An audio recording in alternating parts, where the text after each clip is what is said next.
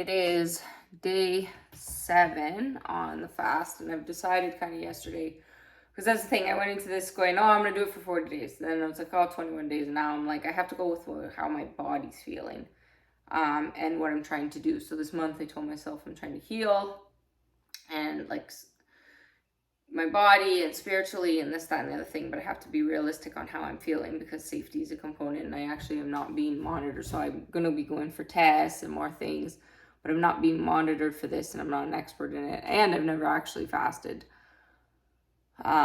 So I wake up and like I can barely walk, right? So, okay, Candace, you got to be realistic here. So I'm going to do it today, learn what I need to get into then tomorrow I'm going to start, because you can't, one thing I definitely understand, you can't just go eat whatever you want. Like that doesn't work. And I want to prolong this with health. So eating the right things, and a big part of me, so the food addiction,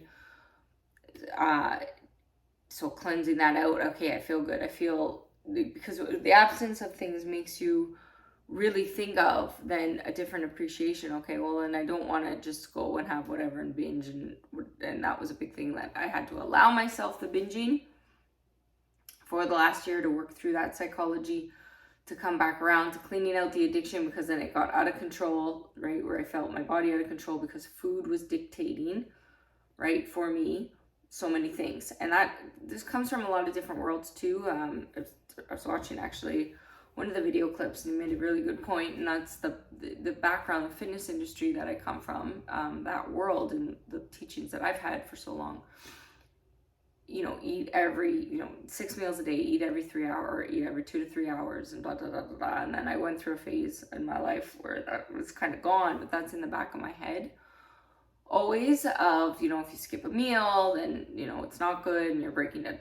So a very, like, I had to unlearn a lot of lessons. And they say, and because I already knew I had an eating disorder. Disordered eating is any obsession with food.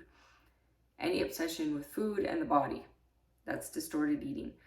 The bodybuilding world is all distorted, right? So it's okay to do. I'm not shaming that, but just the understanding of it, because it made such a good point. If you can't have that regimen, you can't have those things, you can't have, doing that, you have an eating disorder. So most people wouldn't identify that way or be aware of it, right? And most people don't realize their privileges of being able to follow whatever plan at all, right? And that's why mimicking in history what we went through, starvation and all those things, but doing it by choice so that you can take that control back, so you can understand it, so you can understand your psyche even is a blessing.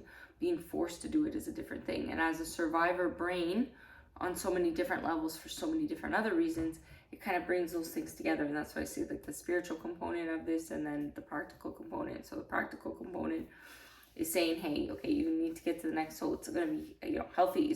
You can't healthy eating. The next stages.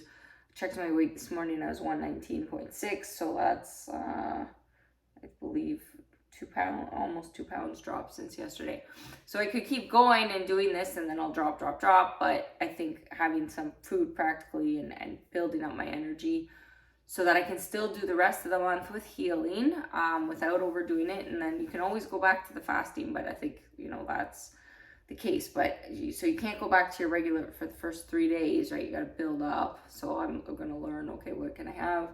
Probably like bone broth, something, so some healthy fats, and building up to those things and then working through that. Because like I said, the concentration, not being able to walk, like these are things that you have to go, okay, you're not going to get the other things you need to done in your life to clean up. That's what I'm trying to do is, healthy, mental, physical, all that, and seeing if I can change things around dramatically. So I'm feeling good about that I made that, without, and feeling like it's a reward versus a failure. So starting out saying, oh, I'm going to do 40 and then I'm going to do 21, and changing the brain of saying that's not a failure at all, saying, hey, this is you went 7 days, you've never fasted and you've done something, you should reward yourself.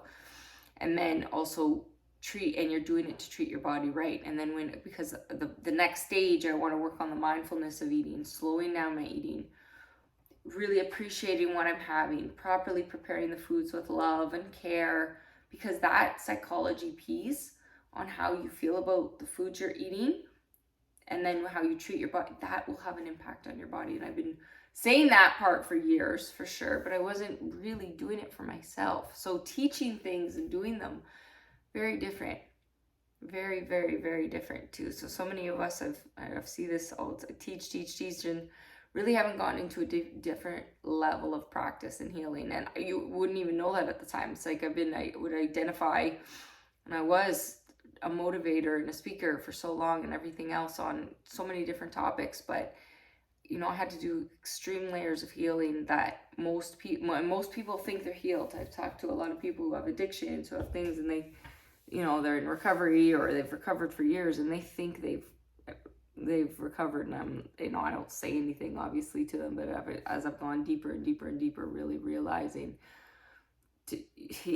you go into isolation from the world in a sense, into your thoughts, and in a way, and live through the pain over and over, the actual pain of the past on repeat for years, not for the purposes though of just so you can, I say this because that's the healing I've learned. You have to do it in a loop and you have to relive it, but you get stronger.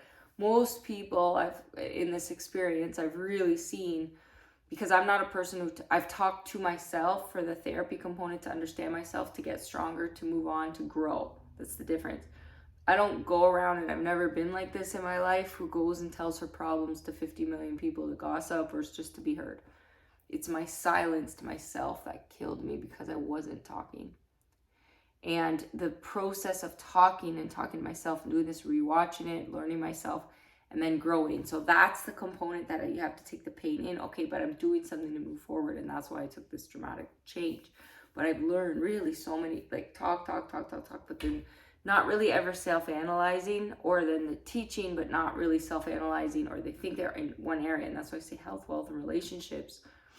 But the first relationship you have to work on is yourself. And that's what I've been really deep diving into. And then I'm working through the layers to get through, okay, why don't I feel I deserve XYZ? So that I stop attracting the wrong things for me. And that's taking the ultimate responsibility. So no, the traumas were not my fault, but the healing's my responsibility, and then understanding why I believed that I deserved those things in the first place. Where did that come from? Okay, and then that roots back to the childhood, etc., etc. So fasting does open up your mind to do that. Okay, the dangers, I would say to somebody, if they were to just go do that, is you're going to be with your own thoughts. And a lot of, like, this is now starting this, I did it 3.5 years of different things before, and working through something else in a year before, working on specifically food addiction, right? So that's why I say a person with an eating disorder shouldn't just go into a fast, right? Because you're just focused then on the vanity a lot of the times, right? Because that's where an eating disorder comes from. It's the focus, it's the psychology. So anorexics, right? So it's a psychology thing, not okay, you're restricting the eating. So people would mistake that for, okay, I'm fasting, that means I'm anorexic. No, right? It's what's going on in the head. That's the difference.